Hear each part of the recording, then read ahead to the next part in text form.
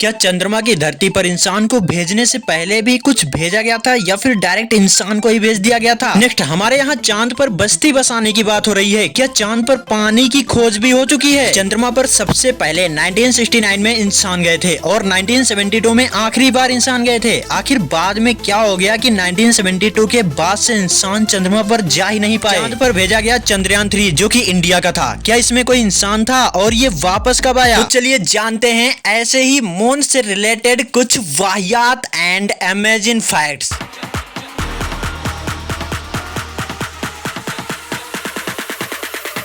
आज से लगभग 4.5 अरब सालों पहले हमारी पृथ्वी और थिया नामक एक प्लैनेट के बीच भीषण एक्सीडेंट हुआ था, जिसके बाद से हमारी यूनिवर्स एरिया में इस चंद्रमा नामक पिंड का जन्म हुआ था। ऐसा कहा जाता है कि चंद्रमा पूरी तरह से गोल नहीं है, बल्कि इसका आकार एक अंडे जैसा है। चलो ठीक है, उन सभी बातों को छोड़ते हैं और जानते हैं क्या इंसान से पहले चंद्रमा पर कुछ और भी भेजा गया था या फिर डायरेक्ट इंसान को ही भेज दिया गया। इंसान को चांद पर भेजने से पहले 1960 के दशक में अमेरिका और सोवियत संघ ने कई रोबोटिक मिशन भेजे थे, जिसमें से लूना 9 चंद्रमा पर सुरक्षित उतरने वाला पहला यान सोवियत संघ था, जो कि 1966 में उतारा गया था। 1969 में नील आर्मस्ट्रांग के कदम रखने से पहले अंतरिक्ष की अनजानी राहों की रोबोटिक मिशनों ने भांपा था। 1959 में सोवियत ने लूना 3 ने चांद का पिछला चेहरा दिखाया। अमेरिका अंतरिक्ष एजेंसी नासा के अपोलो 11 मिशन के दौरान नील आर्मस्ट्रांग 20 जुलाई 1969 को चंद्रमा की सतह पर पहला कदम रखा था। उसके साथ बज एल्ड्रिन भी थे, जो चांद पर उतरने वाले दूसरे व्यक्ति बने थे।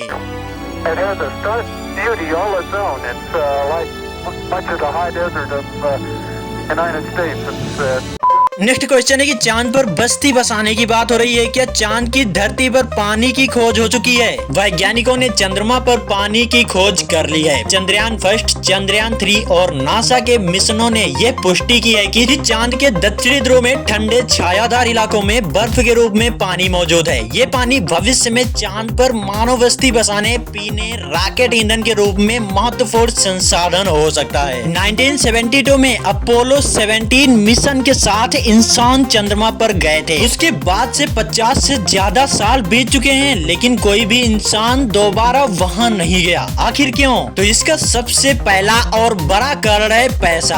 अपोलो प्रोग्राम बेहद महंगा था, जो उस समय अमेरिका के कुल बजट का 4% से ज्यादा हिस्सा ले रहा था। 1972 के बाद से ही चांद पर जाने का क्रेज खत्म हो गया था और जनता का पैसा इस पर खर्च करना राजनीति में एक बड़ी बहस का कारण बन गया था।